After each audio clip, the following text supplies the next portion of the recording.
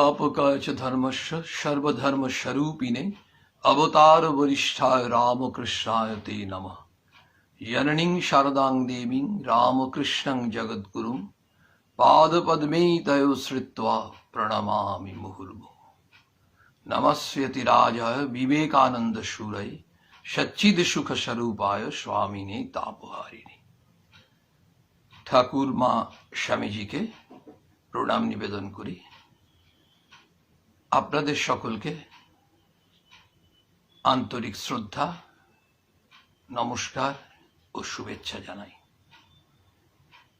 আমাদের এই লাইভ অনুষ্ঠানে যারা থাকতে পারেন, অনেক সময় তাদেরই মধ্যে কর্মব্যস্ততার কারণে, বিভিন্ন কারণে আপনারা পরে শোনেন।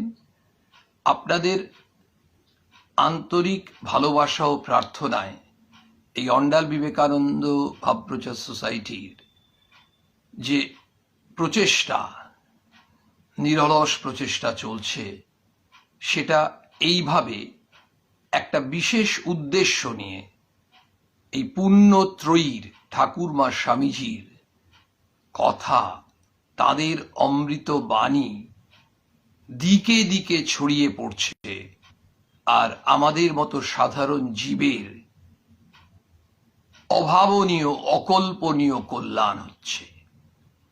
আসলে ঠাকুরমা স্বামীজির ভাবে একটা বিরাট দিক হচ্ছে, সেখানে কোথাও কোনো বর্জন নেই, শুধু গ্রহণীয়তা। সেখানে কোনো হিংসা, দেশ সংকীর্ণতা নেই, সেখানে শুধু ভালোবাসা, হৃদয়ের প্রসারণ। সেখানে কোথাও নেতিবাচক চিন্তা নেই, সেখানে শুধু সদর্থক ইতিবাচক চিন্তা। সেখানে কোথাও পিছিয়ে পড়ার ভয় নেই, সেখানে শুধু চরৈবেতি চরৈবেতি, এগিয়ে চলো এগিয়ে চলো। এই হচ্ছে ঠাকুরমা স্বামীজির আদর্শ, এবং এই আদর্শ আমাদেরকে শেখায় ভালোবাসতে, এবং এই ভালোবাসাই একমাত্র আমাদেরকে বাঁচতে শেখায়। আমাদের আর্থিক স্বাচ্ছন্দ্য থাকতে পারে, আমাদের নাম যশ থাকতে পারে, খ্যাতি থাকতে পারে, আমাদের পদমর্যাদা থাকতে পারে, কিন্তু যেটা প্রয়োজন, চিরন্তন সত্য, সেটা হচ্ছে আমাদের যতক্ষণ না হৃদয়ের বিস্তার হচ্ছে। স্বামীজি বারবার বলছেন, সম্প্রসারণী জীবন, সংকোচনী মৃত্যু। সেই স্বামী বিবেকানন্দের যে কথাগুলো, সেগুলো তার বক্তৃতায় পাচ্ছি, তার বাণীতে পাচ্ছি, তার চিঠিতে পাচ্ছি। আমরা দেখতে পাচ্ছি বিভিন্ন ক্ষেত্রে। এই 19শে ফেব্রুয়ারি আমরা ক্রস করে এলাম, আজকে 22শে ফেব্রুয়ারি। এই 19শে ফেব্রুয়ারি 1897 সালে স্বামী বিবেকানন্দ যখন পাশ্চাত্য থেকে ফিরেছিলেন, কলকাতায় এসেছিলেন 19শে ফেব্রুয়ারি, এবং সেই দিন মহাসমারোহে স্বামীজিকে প্রাণের রাজা যুব সম্প্রদায়, তারা শিয়ালদা স্টেশন থেকে ঘোড়ার গাড়িতে চাপানোর পরে ঘোড়া খুলে দিয়ে নিজেরা টেনে নিয়ে যাচ্ছেন তাদের হৃদয়ের রাজা, তাদের প্রাণের রাজা স্বামী বিবেকানন্দকে। স্বামী বিবেকানন্দ বিভিন্ন জায়গায় যে বিভিন্ন চিঠি লিখছেন, আমরা লক্ষ্য করে দেখব যে এই পাশ্চাত্য বিজয়ের কথা আমরা এইমাত্র বললাম। পাশ্চাত্যে যখন তিনি গেলেন 1893 সালে, এই 1893 সালে যখন তিনি পাশ্চাত্যের জন্য রওনা দিয়েছেন, তখন স্বামী বিবেকানন্দকে কজন চেনেন? কিন্তু দক্ষিণ ভারতের কয়েকটি মানুষ স্বামীজির একেবারে অনুগত ভক্ত। তারা কিন্তু স্বামী বিবেকানন্দকে সেই যাত্রার জন্য তারা অক্লান্তভাবে মানুষের কাছে হাত পেতে পাথেয়র ব্যবস্থা করেছেন। স্বামী বিবেকানন্দের সত্যিকারের অনুরাগী এই দক্ষিণ ভারতে যারা ছিলেন, তাদের মধ্যে অন্যতম হচ্ছেন আলাসিঙ্গা পেরুমল, যাকে তিনি অনেক চিঠি লিখেছেন। ছিলেন আরেকজনের নাম করা যেতে পারে, তিনি হচ্ছেন ডক্টর নাঞ্জুন্ড রাও। ডক্টর মানে তিনি চিকিৎসক ছিলেন। তখনকার সময়ে বিখ্যাত চিকিৎসক, এবং এই প্রবুদ্ধ ভারত এই পত্রিকাটি প্রকাশের জন্য তার একটি বিরাট অবদান ছিল। তিনি স্বামীজির খুব অনুগত ভক্ত। ডক্টর নাঞ্জুন রাওকে স্বামী বিবেকানন্দ চিঠি লিখছেন আমেরিকা থেকে 30 নভেম্বর 1894। লিখছেন, প্রেমাস্পদেশু, তোমার মনোরম পত্রখানি এই মাত্র পেলাম। তুমি যে শ্রীরামকৃষ্ণের মহিমা বুঝতে পেরেছ তা জেনে আমার বড়ই আনন্দ হলো। শ্রীরামকৃষ্ণের মহিমা বোঝা বড় কঠিন, সেটা কিন্তু স্বামীজি অনেকবার অনেক ক্ষেত্রে বলছেন। স্বামী যোগানন্দজি মহারাজকে বলছেন স্বামীজি যে ঠাকুর কি শুধু এই ছোট্ট গণ্ডির মধ্যে থাকবেন? অনন্ত ভাবময় ঠাকুর, তার এই উদার ভাব আমি পৃথিবীময়, এই গণ্ডি ভেঙে পৃথিবীময় ছড়িয়ে দেব। স্বামীজি কিন্তু ঠাকুরের এই ভাব পৃথিবীময় ছড়িয়েছেন। তিনি ওই পাশ্চাত্যে গিয়ে মূলত শ্রীরামকৃষ্ণের কথাই বলেছেন, শ্রীরামকৃষ্ণের আদর্শের কথাই বলেছেন, তার ভাবের কথাই বলেছেন। আসলে তিনি ঠাকুরের ভাষ্যকার, ঠাকুরের ভাবকে, বার্তাকে পৌঁছে দিয়েছেন জগতের কাছে। তাই তিনি খুব খুশি হয়েছেন। তিনি বুঝতে পেরেছেন যে ডক্টর নাঞ্জুন রাও শ্রীরামকৃষ্ণের মহিমা বুঝতে পেরেছেন। বলছেন, আরো আনন্দ হলো তোমার তীব্র বৈরাগ্যের পরিচয় পেয়ে। এই বৈরাগ্যই তো হলো ভগবান লাভের অন্যতম প্রথম সাধন। আসলে আমরা যে নেতাজির জীবন দেখি, নেতাজি সুভাষচন্দ্র বোসও তিনিও কিন্তু মনে মনে চেয়েছিলেন, ইচ্ছে প্রকাশ করেছিলেন রামকৃষ্ণ সঙ্গে যোগদান করবেন, কিন্তু তাকে বলা হয়েছিল যে তুমি কাজ করবে, দেশের জন্যই কাজ করবে, কিন্তু অন্যভাবে। কিন্তু মানুষ যখন দেশের জন্য কাজ করতে চায়, তার যেটি দরকার সেটা হচ্ছে বৈরাগ্য। আবার ঠাকুর যে বলছেন মনুষ্য জীবনের উদ্দেশ্য ভগবান লাভ, এই ভগবান লাভের জন্য আমরা যখন এগোবো, শনৈ শনৈ ধীরে ধীরে যখন আমরা এগোচ্ছি, প্রতি মুহূর্তে বাধা হয়, কারণ আমরা এই ভোগ সাম্রাজ্যে থাকি। আমাদের এই ভোগবাদী সমাজে আমাদের মনটা ওখান থেকে তুলে নিয়ে আসতে পারি না। আমরা ওখানে নিমজ্জিত থাকি, মগ্ন থাকি। সেইখান থেকে তুলে নিয়ে আসা, অর্থাৎ সেগুলোর প্রতি অনাসক্তি মানেই হচ্ছে ঈশ্বরের প্রতি অনুরাগ বা আসক্তি। এটি হচ্ছে ভগবান লাভের পথে একেবারে প্রধান অস্ত্র, প্রধান উপায়। স্বামীজি বলছেন এই বৈরাগ্যই তো হলো ভগবান লাভের অন্যতম প্রথম সাধন। তারপর তিনি বলছেন, আমি মাদ্রাজবাসীর ওপর চিরকাল অনেক আশা পোষণ করে এনেছি। মাদ্রাজ এই দক্ষিণ ভারতের এবং বিশেষ করে তখনকার এই মাদ্রাজের আলাসিঙ্গা পেরুমল, ডক্টর নাঞ্জুন রাও, এনারা কতিপয় মানুষ একেবারে স্বামী বিবেকানন্দকে এত শ্রদ্ধা করতেন, এত ভালোবাসতেন যে তার জন্য তারা সবকিছু করতে প্রস্তুত। এবং স্বামী বিবেকানন্দ একইভাবে তাদেরকে এত ভালোবাসতেন এবং এত বিশ্বাস করতেন। তিনি বলছেন যে আমি মাদ্রাজের মানুষদের উপর চিরটা কাল অনেক আশা পোষণ করেছি। এখনো আমার দৃঢ় বিশ্বাস যে মাদ্রাজ থেকে এই আধ্যাত্মিক তরঙ্গ উঠে সমগ্র ভারতকে বন্যায় ভাসিয়ে দেবে। আসলে এলিভেশন, গ্রোথ, অভ্যুদয়, ভারতের অভ্যুদয় কিসে? ভারতের মূল শক্তি কিসে? ধর্ম, আধ্যাত্মিকতা। এই আধ্যাত্মিক শক্তি এমন এক শক্তি যে শক্তিতে আমাদের এই ভারতবর্ষের রূপ পরিবর্তিত হবে। সেটাই স্বামীজি বলছেন যে মাদ্রাজ থেকেই আধ্যাত্মিক তরঙ্গ উঠে সমগ্র ভারতকে বন্যায় ভাসিয়ে দেবে। মানে অরিজিনেট করছে কোত্থেকে? মাদ্রাজ থেকে। ওখান থেকে মানে এমনই ওটা স্পিরিচুয়ালি এলিভেটেড, সেখান থেকে সমগ্র ভারতকে যেন ওখান থেকেই বিস্তার হবে। তারপর ওটা হচ্ছে মূল, ওটা হচ্ছে অরিজিন, ওটা আধার। স্বামীজি তার শিষ্যকে একবার বলেছিলেন, তার শিষ্য স্বামীজিকে জিজ্ঞেস করেছিলেন যে আপনি এত পরিশ্রম করেছেন, এত কিছু করেছেন, কি হলো?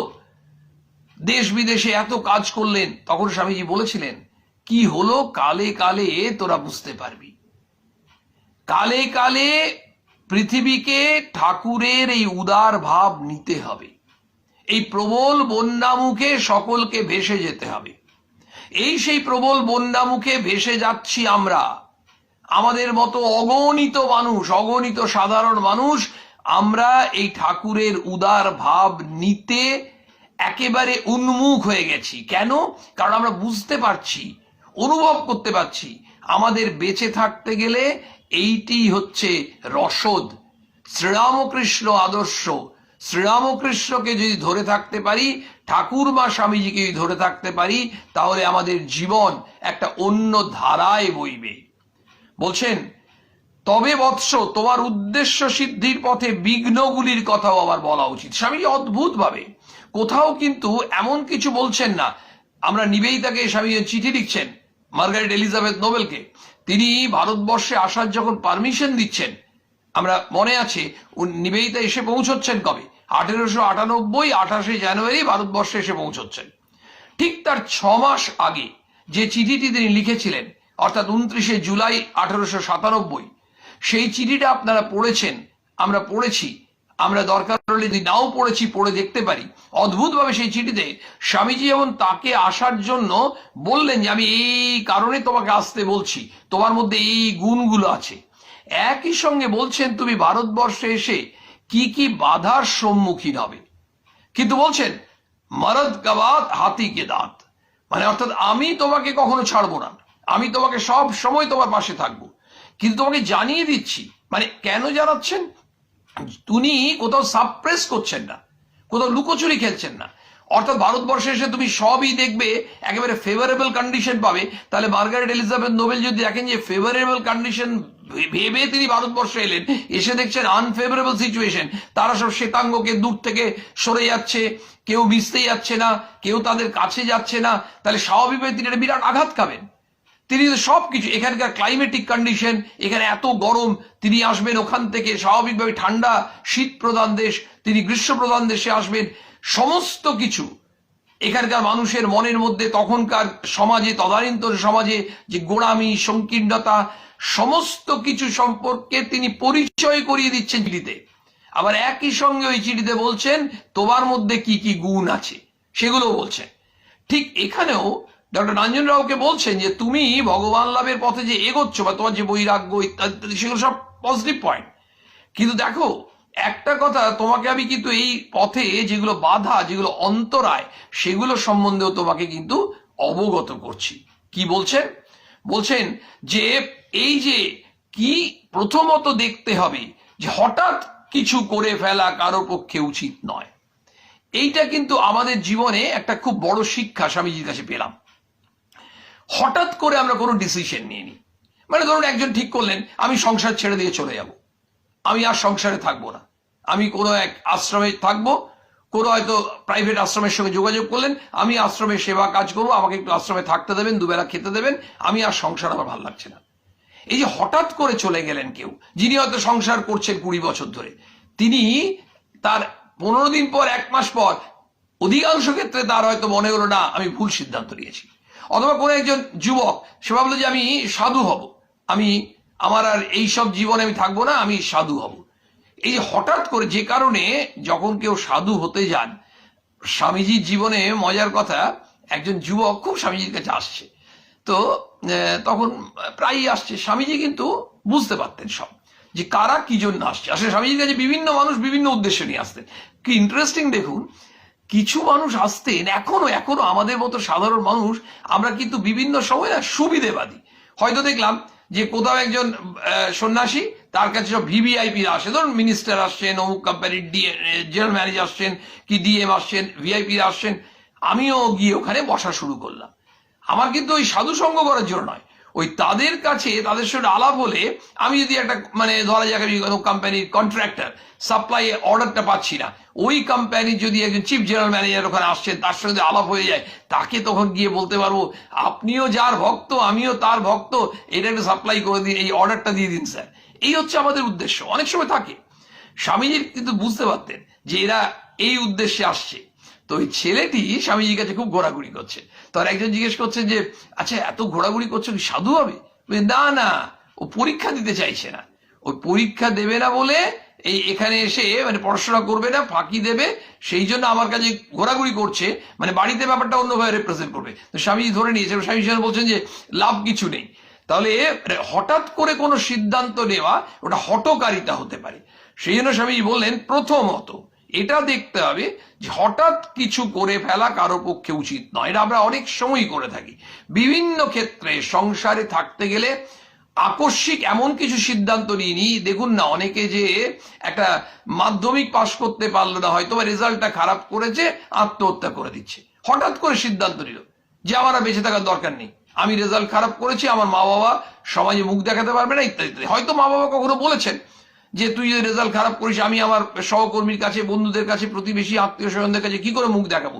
আমাদের অন্যান্য আত্মীয়রা কত ভালো রেজাল্ট করেছে, তোকে ভালো রেজাল্ট করতেই হবে। এটা হয়তো তার উপর মানসিক চাপ হয়েছে। এবার সে ভেবেছে যে আমি বেঁচে থাকলে আমার মা বাবাকে অনেক কথা শুনতে হবে, তার থেকে আমার বেঁচে থাকার দরকার নেই। একটা ভুল সিদ্ধান্ত নিয়ে নিল। এমনি কত সময় হয়। দ্বিতীয়ত বলছেন ওই যে সংসারে কথা হলো, সংসার ছেড়ে দিয়ে আশ্রম চলে যাবো, অনেক সময় হয়, অনেকে বলেন অনেকেই বলা বলি করেন। লাটু মহারাজের জন্মতিথি আসছে, লাটু মহারাজ খুব সুন্দর বলছেন যে আচ্ছা তুমি যাবেটা কোথায়?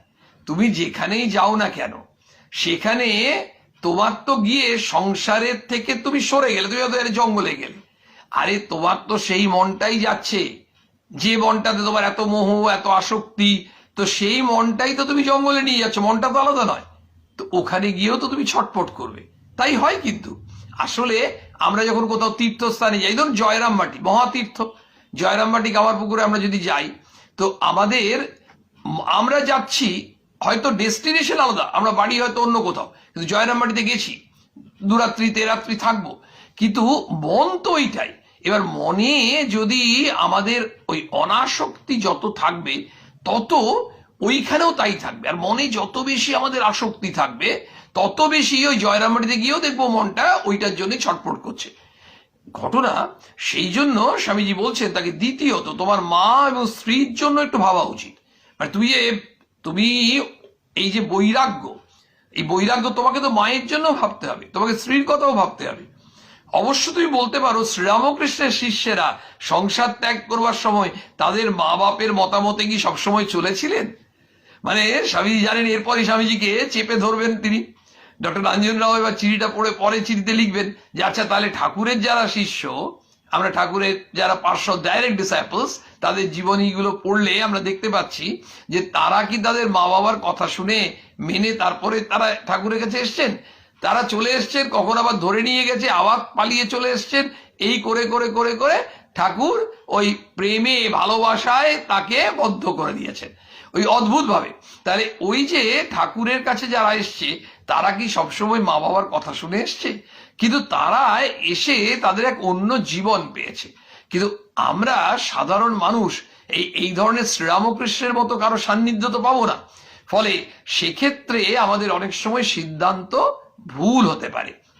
বলছেন আমি জানি, নিশ্চিত জানি যে বড় বড় কাজ খুব স্বার্থ ত্যাগ ছাড়া হতে পারে না। আমি নিশ্চিত জানি ভারত মাতা তার শ্রেষ্ঠ সন্তানগণের জীবন বলি চান, আর আমার অকপট আশা যে তুমিও তার কৃপায় তাদেরই অন্যতম হবার সৌভাগ্য লাভ করবে। তার মানে স্বার্থ ত্যাগ, বারবার যে কথাটা স্বামী বিবেকানন্দ গুরুত্ব দিচ্ছেন যে স্বার্থ ত্যাগ ছাড়া কোনোদিন কিন্তু কোথাও কোনো কল্যাণ হতে পারে না।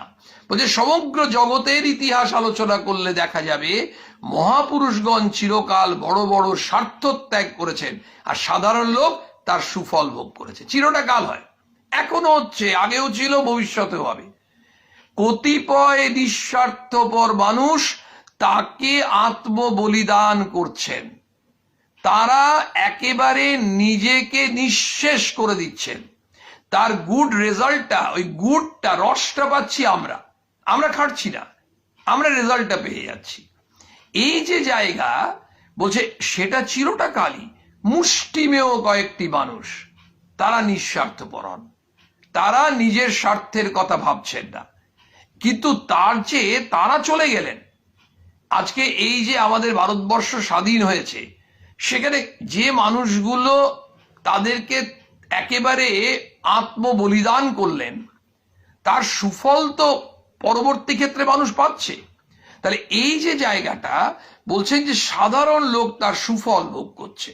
দেখবেন অনেক সময় হয় একজন বাড়িতে, একটি বাড়িতে ধরুন, এটা সম্বন্ধে নিবেদিতা খুব সুন্দর বলছেন, অর্গানাইজড আনসেলফিশনেস। একটি বাড়িতে ধরুন 3-4টে ভাই বোন, আগেকার দিনে তো হতোই 4জন-5জন ভাই বোন, বেশিরভাগ পরিবারই থাকতো।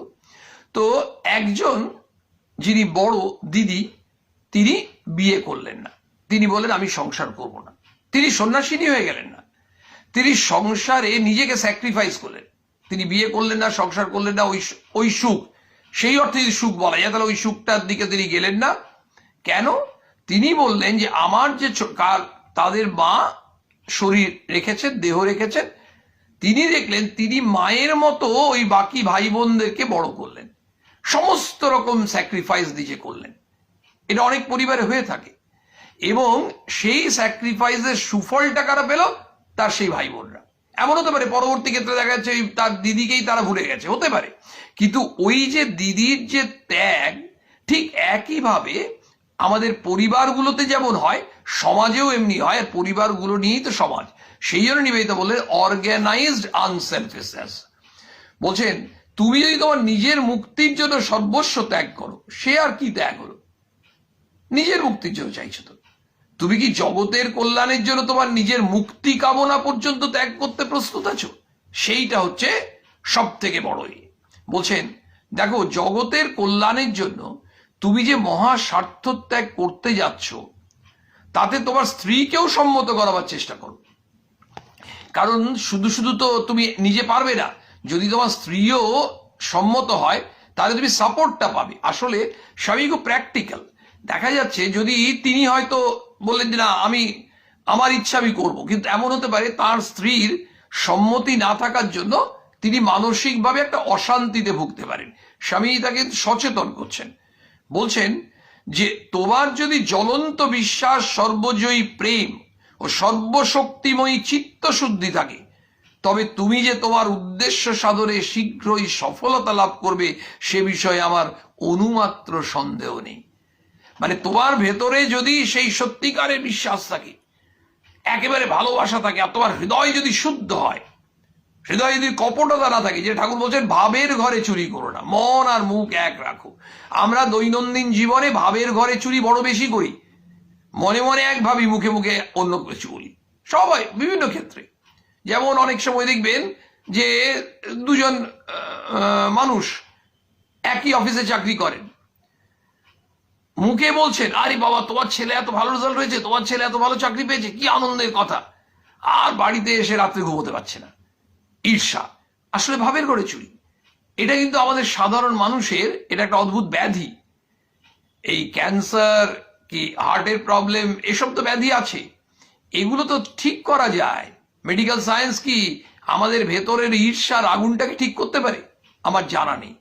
আসলে ঈর্ষার আগুনকে ঠিক করতে গেলে, নেভাতে গেলে, যে ভালোবাসার শান্তির জল বা ভালোবাসার জল সেই আগুনে পড়তে হবে, সেইটা দিতে গেলেই তো আমাদের একমাত্র ধরতে হবে এই আদর্শকে। অদ্ভুতভাবে বলছেন দেহ মন প্রাণ অর্পণ করে তুমি শ্রীরামকৃষ্ণদেবের উপদেশ প্রচার কার্যে লেগে যাও দেখি, কারণ সাধনার প্রথম সোপান হচ্ছে কর্ম। আমরা সবাই কি করছি বলুন তো? আমরা সবাই কিন্তু একটা জিনিস করার চেষ্টা করছি। এই যে আমাদের এই প্রসঙ্গগুলো হচ্ছে, আমরা ঠাকুরের কথাই, ঠাকুরই করুণা করে অহেতুকি কৃপা করে আমাদেরকে যন্ত্র করে প্রভু সেই কথা চারিদিকে প্রচারিত হচ্ছে, আমরা তার যন্ত্র হতে পারছি। এটাই আমরা ধন্য, কৃতকৃতার্থ। আমি ব্যক্তিগতভাবে আপনাদের কাছে অকপটে স্বীকার করছি। এবং ঘটনা তিনি যাকে যা চাইবেন তাই করাতে পারেন। সেই জন্য বলছেন যে তুমি শ্রীরামকৃষ্ণদেবের উপদেশ প্রচার কার্যে লেগে যাও দেখি, ঠাকুরের কথা চারিদিকে বলে বেড়াও দেখি। স্বামীজি বলছেন দেখো, কারণ সাধনার প্রথম সিঁড়ি হচ্ছে কর্ম, কাজ করতে হবে। কাজ ছাড়া কোনো কিচ্ছু হবে না। তোমাকে প্রচার কার্য, তোমাকে কাজে, স্বামীজি বলছেন এক জায়গায়, গায়ে গায়ে যা দেখি গিয়ে প্রচার কর, গো ফ্রম ভিলেজ টু ভিলেজ, এবং আস্তে আস্তে আস্তে আস্তে ছড়িয়ে গিয়ে সারা দেশে সারা পৃথিবীতে ছড়িয়ে যাবে। বলছে খুব মনোযোগ দিয়ে এই সাধন ভজনের অভ্যেস করো। বলছেন তোমাকে মানব জাতি, ডক্টর নাঞ্জুর রাওকে কেমন ইন্সপায়ার করছেন, তোমাকে মানব জাতির একটা শ্রেষ্ঠ আচার্য হতে হবে। আমার গুরু মহারাজ বলতেন, স্বামীজি বলছেন, মানে শ্রীরামকৃষ্ণ বলতেন, কি বলতেন, নিজেকে মারতে হলে একটি নরুন দিয়ে হয়, কিন্তু অপরকে মারতে গেলে ঢাল তরবারের দরকার। তাই এক্স্যাক্টলি তাই। তেমনি লোক শিক্ষা দিতে হলে অনেক শাস্ত্র পড়তে হয় ও অনেক তর্ক যুক্তি করে বোঝাতে হয়, কিন্তু নিজের ধর্ম লাভ কেবল একটি কথায় বিশ্বাস করলেই হয়। এটা কিন্তু ঘটনা। নিজে যদি আমি ধর্ম লাভ করতে চাই, আমি যদি আধ্যাত্মিক বিশ্বাস আনতে চাই, তাহলে কিন্তু আমাকে অত কিছু যুক্তি দিতে হবে না। ওই ঠাকুর যেটা বলছেন ভক্তি বিশ্বাস, কিন্তু অন্য কাউকে বোঝাতে গেলে আমাকে কিন্তু যুক্তি দিতে হবে। কারণ একজন বলছে, যে কেউ প্রশ্ন করতে পারে, স্বামীজি এটা বলছেন কেন, বলুন, আপনি বিশ্লেষণ করুন। আমরা স্বাভাবিকভাবেই স্বামীজির কাছে প্রার্থনা করে সেটা নিশ্চয়ই বিশ্লেষণ করা বা আলোচনা করার চেষ্টা করব, এবং খুব স্বাভাবিকভাবেই একজন সহজে মানবে না, এবং এটাই স্বাভাবিক। স্বামী বিবেকানন্দকে ঠাকুর যা বলতেন তিনি মেনে নিতেন? নিশ্চয়ই মানতেন না, এবং মানতেন না এটা ঠাকুর খুব খুশি হতেন। কারণ স্বামীজিকে লোক শিক্ষা দিতে হবে, নরেন শিক্ষে দিবে, ফলে তাকে রেডি হতে হবে। তো মার্গারেট নোবেল তিনি স্বামীজির সঙ্গে রীতিমতো তর্ক করেছেন, স্বামীজি সেটা এনকারেজ করেছেন, যেমন স্বামীজি ঠাকুরের সঙ্গে করেছেন, ঠাকুর এনকারেজ করেছেন। বলছেন তোমার সংকল্প অতি শুভ ও পবিত্র, সন্দেহ নেই, ভগবান তোমার সংকল্প সিদ্ধির সহায় হন, কিন্তু হঠাৎ একটা কিছু করে ফেলো না। আবার একই কথা বলছেন, হঠাৎ কিছু একটা করে ফেলো না। আমরা হঠাৎ করে কোনো ডিসিশন যখন নিই, ওই আকস্মিক যে সিদ্ধান্ত আসলে কারা নিয়ে ফেলি, আমরা যাদের নিজেকে কন্ট্রোল করতে পারি না, যাদের মধ্যে ওই সংযম করার শক্তি আছে, যাদের নিজেকে নিয়ন্ত্রণ করার শক্তি আছে, তারা কিন্তু সিদ্ধান্ত হঠাৎ করে নেন না। তারা কিন্তু অনেক কিছু চিন্তা করে, প্রস and cons, merits and demerits সবকিছু চিন্তা করেন, ভালো মন্দ দিক ভেবে তারপরে সিদ্ধান্ত নেন। কারণ হঠাৎ করে নেওয়া সিদ্ধান্ত কখনো ভালো হতেই পারে, কিন্তু কখনো ভালো নাও হতে পারে। প্রথমে কর্ম সাধন ভজনের দ্বারা নিজেকে পবিত্র করো।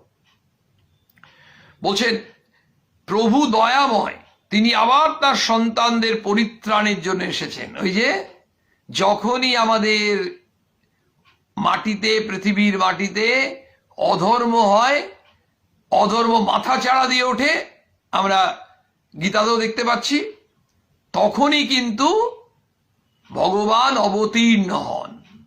ধর্মের যখন গ্লানি হচ্ছে আর অধর্ম মাথা চাড়া দিয়ে উঠছে, সেই ধর্মকে রক্ষা করতে সাধু মানুষ, সৎ মানুষদেরকে পরিত্রাণ করতে তিনি অবতীর্ণ হন।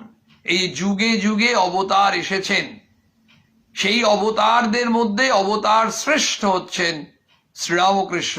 স্বামীজি বললেন ওই অবতার বরিষ্ঠায়। তিনি কিন্তু কোনো অস্ত্র নিয়ে আসেননি, তার অস্ত্র কি? প্রণাম। তিনি সবাইকে প্রণাম জানাচ্ছেন। বলছে প্রভু দয়াময়, তিনি আবার তার সন্তানদের পরিত্রাণের জন্য এসেছেন। পতিত ভারতকে আবার জাগরিত হবার সুযোগ দেওয়া হয়েছে। শ্রীরামকৃষ্ণ দেব ঠাকুর কি বলছিলেন স্বামীজিকে, স্বামীজিকে দায়িত্বগুলো দিয়ে গেছিলেন, তার মধ্যে একটা হচ্ছে যে ভারতবর্ষের পুনরুত্থান করতে হবে, সেটা নরেনকে দায়িত্ব দিচ্ছেন। আমরা শুধু ভাবছি হয়তো স্বামীজিকে ধর্ম প্রচারের কথা বলছেন, তা নয়। একেবারে ঠাকুর জানেন যে ওই মুহূর্তে সমাজের কি প্রয়োজন। শ্রীরামকৃষ্ণদেবের পদতলে বসে শিক্ষা গ্রহণ করলেই কেবল ভারত উঠতে পারবে। আমাদের ভারতবর্ষ, ওই যে ভারত আবার জগৎ সবাই শ্রেষ্ঠ আসল লবে আমরা বলি, ভারতবর্ষকে এগোতে হলে সত্যদ্রষ্টা ঋষি স্বামী বিবেকানন্দের এই কথাটা আমরা আবার শুনবো। স্বামীজি বলছেন শ্রীরামকৃষ্ণ দেবের পদতলে বসে শিক্ষা গ্রহণ করলেই কেবল ভারত উঠতে পারবে। মানে ভারতবর্ষকে উঠতে গেলে the only way is to apply, to implement, বাস্তবে প্রয়োগ করতে হবে, সেটা হচ্ছে শ্রীরামকৃষ্ণ দেবের শিক্ষা। শ্রীরামকৃষ্ণ দেবের শিক্ষা কি? সব ধর্মই সত্য। ঠাকুর বলছেন না যে এই ধর্ম ওর থেকে ভালো, স্বামীজি সেটা বলেননি। ঠাকুর বললেন যত মত তত পথ। আমাদের এই যে দ্বন্দ্ব, হিংসা, চারিদিকে গোড়ামি, সব থেকে বড় কথা হচ্ছে এই ঠাকুর সব থেকে যেটা অপছন্দ করতেন, মতুয়ার বুদ্ধি, সংকীর্ণতা।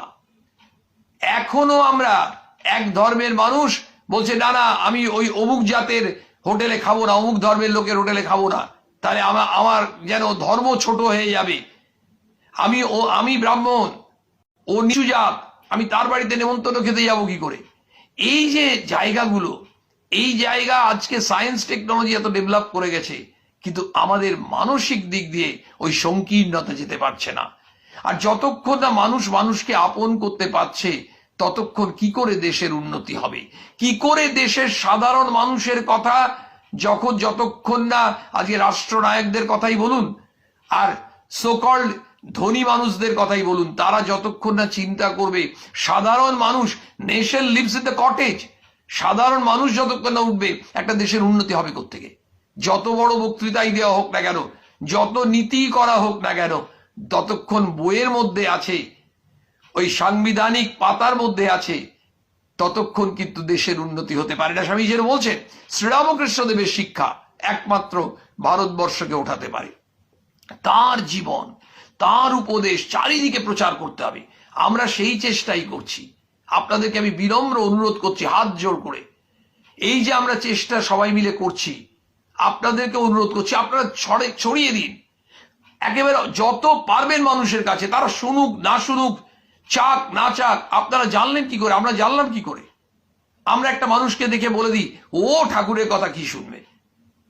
আমরা একটা মানুষকে জাজ করি কি করে? এই যে জাজ করি, বিচার করি, এটাই তো আমাদের সংকীর্ণতা। আমি যদি একটু উদার হই তাহলে আমি বলবো ওই মানুষটাও শুনবে। আমরা নিজেরা সংকীর্ণ মনা বলে ভাবি ওই মানুষটা শুনবে না। ওই মানুষটার ভেতরে আর আমার ভেতরে একই জিনিস আছে, দেবত্ব। ওই মানুষটার দেবত্বটাকে আমি ছোট করলাম, সেইটার যে অধিকার আমাদের কারো নেই। কিন্তু আমরা কেন করছি? কারণ আমরা নিজেরাই একটা হীনমন্যতায় ভুগি। আমরা অদ্ভুত একটা সংকীর্ণ মানসিকতায়, মলিন মানসিকতা নিয়ে বড় হচ্ছি। সেই জন্য স্বামীজি বলছেন, স্বামীজির কথাই আমিও আপনাদের হাত জোর করে বলছি, তার জীবন, তার উপদেশ চারিদিকে প্রচার করতে হবে। আমরা করব। এই যে অন্ডাল বিবেকানন্দ ভাব প্রচার সোসাইটি কি করছে? একটাই উদ্যোগ, ঠাকুরের কথা, মায়ের কথা, স্বামীজির কথা ঘরে ঘরে পৌঁছে দিতে হবে। কোন রাজ্যে নয়, কোন দেশে নয়, পৃথিবীতে চারিদিকে। শ্রীরামকৃষ্ণ ভারতবর্ষের নয়, শ্রীরামকৃষ্ণ সারা পৃথিবীর। মা জগৎ জননী, বিশ্ব জননী। আজকে আমাদের পরম কর্তব্য হচ্ছে আমরা যতটুকু পারি নিজেদের জীবনে, কার্যে এগুলো প্রয়োগ করার সঙ্গে সঙ্গে ঘরে ঘরে, প্রতিবেশীর কাছে। কেমন হবে দেখবেন, একটা যখন বিরাট বহুতল বাড়ি হয়, ওই যারা মিস্ত্রি ভাইরা কাজ করেন কিংবা যারা দিদিরা বোনেরা কাজ করেন, ইট বয়ে নিয়ে যাচ্ছেন, 4টে ইট বা 6টা ইট নিয়ে যাচ্ছেন, গিয়ে কিছুটা উঠে দিয়ে দিলেন, সেখান থেকে আরেকজন নিয়ে গেল, সেখান থেকে আরেকজন নিয়ে গেল, এইভাবে কিন্তু চলে যাচ্ছে। ঠিক আমাদেরও, আমরাও, আমি একজনকে দেব, তিনি আরেকজনকে দেবেন, এই করতে করতে করতে করতে ছড়িয়ে যাবে। সেই জন্য দেখুন আজকে আপনারা যারা ফেসবুকে শুনছেন, যারা অন্ডাল বিবেকানন্দ ভাব প্রচার সোসাইটি ইউটিউব লিঙ্ক যদি ওখানে সাবস্ক্রাইব করে শোনেন, আরো মানুষকে শোনান, কি হবে বলুন তো? একটা জিনিস হবে, আমরা মানুষের, একটা মানুষকেও নিঃস্বার্থভাবে একটা সেবা করতে পারবো। আর ওই শ্রীরামকৃষ্ণের একটা কথা শুনে হয়তো একজন বিমর্ষ মানুষ, একজন ভুল সিদ্ধান্ত নিতে যাচ্ছিলেন সেই মানুষ একটি সঠিক দিশা পেলেন। আপনি পরে জানতে পারলেন ওই আপনি ওটা পাঠিয়েছিলেন, সেটা শোনার পর তার হয়েছে। আপনি বলবেন ঠাকুরের কথা সত্যি প্রচার করলে কত মানুষের কল্যাণ। বলছে সমাজের সর্বাংশে প্রতি অনুতে পরমাণুতে এই উপদেশ ওতপ্রোতভাবে ব্যাপ্ত হয়ে যায়। কে কাজ করবে? স্বামীজি জিজ্ঞেস করছে কে কাজ করবে? শ্রীরামকৃষ্ণদেবের পতাকা বহন করে কে সমগ্র জগতের উদ্ধারের জন্য যাত্রা করবে? এই যে ঠাকুরের ধ্বজা, এই ধ্বজা নিয়ে কে গিয়ে নিয়ে যাবে? ওই যে মহাজ্ঞানী মহাজন যে পথে করে গমন হয়েছেন প্রাতঃস্মরণীয়, সেই পথ লক্ষ্য করে স্বীয় কীর্তি ধ্বজা ধরে আমরাও হব বরণীয়। আমার তাই মনে হচ্ছে যে এই ঠাকুরের ধ্বজা উড্ডীয়মান, সেই ধ্বজাকে এগিয়ে নিয়ে যেতে হবে, পতাকাকে এগিয়ে নিয়ে যেতে হবে। যেমন বিভিন্ন রাজনৈতিক দল তাদের পতাকা এগিয়ে নিয়ে যাচ্ছে, তাদের নিজস্ব একটা আইডিয়াল আছে, থাকতেই পারে, অস্বাভাবিক তো কিছু নয়। তেমনি এই যে শ্রীরামকৃষ্ণ আইডিয়াল, সেই আইডিয়ালের পতাকাটা কে নিয়ে যাবে? আমাদের প্রত্যেকে, এটা আমাদের কর্তব্য শুধু না, এটা আমরা ধন্য হয়ে যাব আমরা যদি ওই স্বামীজি যখন শিকাগোতে 11 সেপ্টেম্বর 1893 একজন প্রত্যক্ষদর্শী বলেছিলেন, সম্ভবত নাম কিছু ব্লজেট, বলছেন যে আমি দেখছি যে প্রায় ওই যে 7,000 নরনারী, মানে তখন ওখানকার সম্ভ্রান্ত সব মহিলারা একেবারে দৌড়চ্ছেন, ওই স্বামীজির কাপড়ের একটুই ছুতে পারেন, ধন্য হয়ে যাবেন।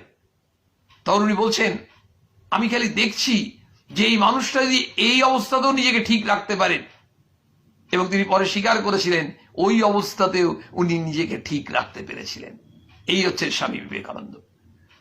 অসাধারণ লিখছে একজন, আমরা যুব সমাজ এগিয়ে নিয়ে যাবো, একদম ওয়ান্ডারফুল, অসাধারণ লিখছে একজন যুব প্রতিনিধি, আমরা যুব সমাজ এগিয়ে নিয়ে যাব। সবাই এই স্বামীজির পতাকা, মানে শ্রীরামকৃষ্ণের পতাকা, স্বামীজির পতাকা, ওই স্বামীজি কি বলছেন, এক মুঠো ধুলোতে লাখো লাখো বিবেকানন্দ তৈরি করতে পারেন, তিনি হচ্ছেন শ্রীরামকৃষ্ণ, তার নামে জয় দাও। শ্রীরামকৃষ্ণের জয়, শ্রীরামকৃষ্ণের ভাবনাই তো স্বামীজি প্রচার করছেন, এগিয়ে নিয়ে যেতে হবে।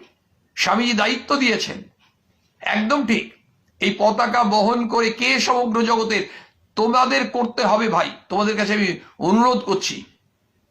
আমার তোমাদের মানে কি, আমরা সবাই সবাই, কিন্তু যুব সমাজ, যুব শক্তি এক বিরাট শক্তি, ওই বোমা টোবা কিচ্ছু লাগে না যুব শক্তির কাছে দাঁড়ালে।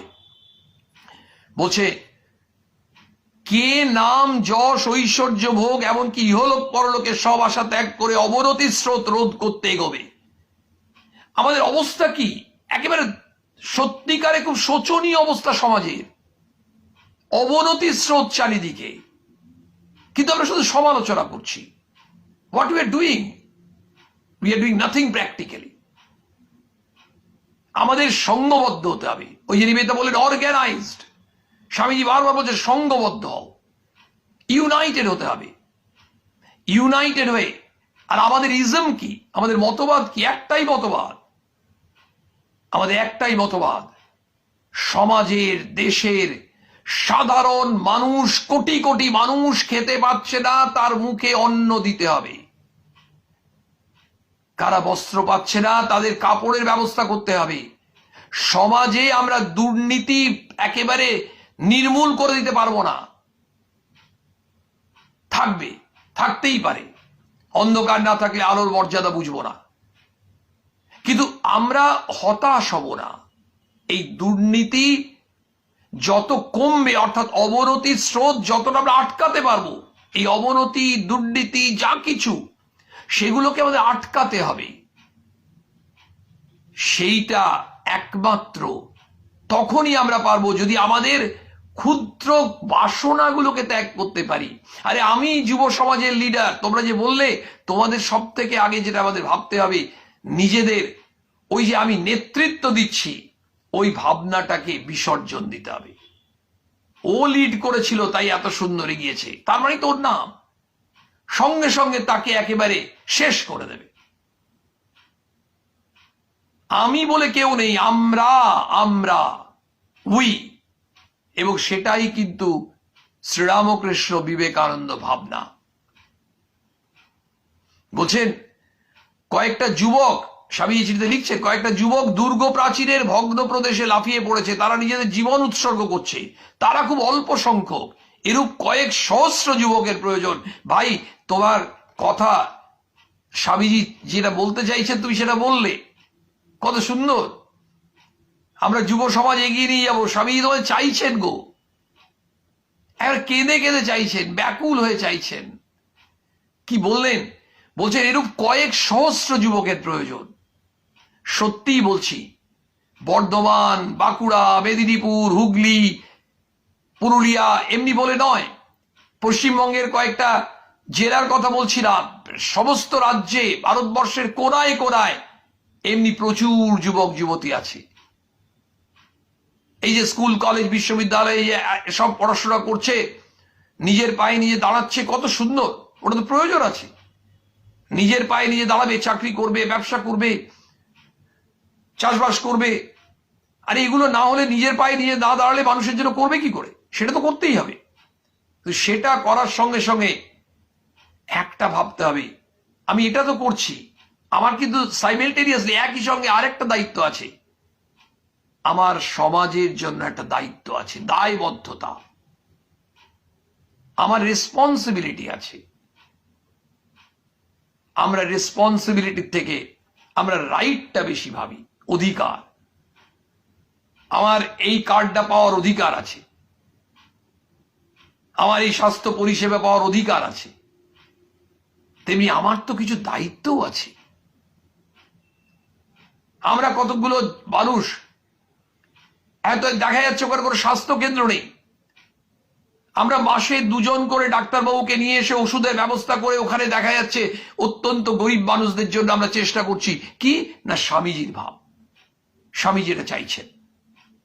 আমাদের কোনো কেউ হলো আপনারা করছেন, আমরা কেউ নই। আমাদেরকে স্বামীজি যন্ত্র করেই সুযোগটা দিয়েছেন, শক্তি দিচ্ছেন।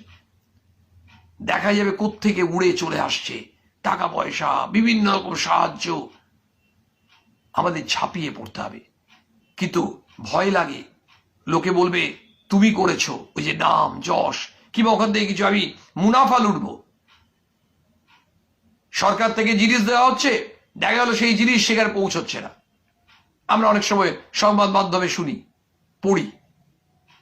তার মানে কি, ওই যে অবনতির স্রোত, সেইটা রোধ করতে হবে। স্বামীজি বলছেন এরূপ কয়েক সহস্র যুবকের প্রয়োজন, তারা নিশ্চয়ই আসবে।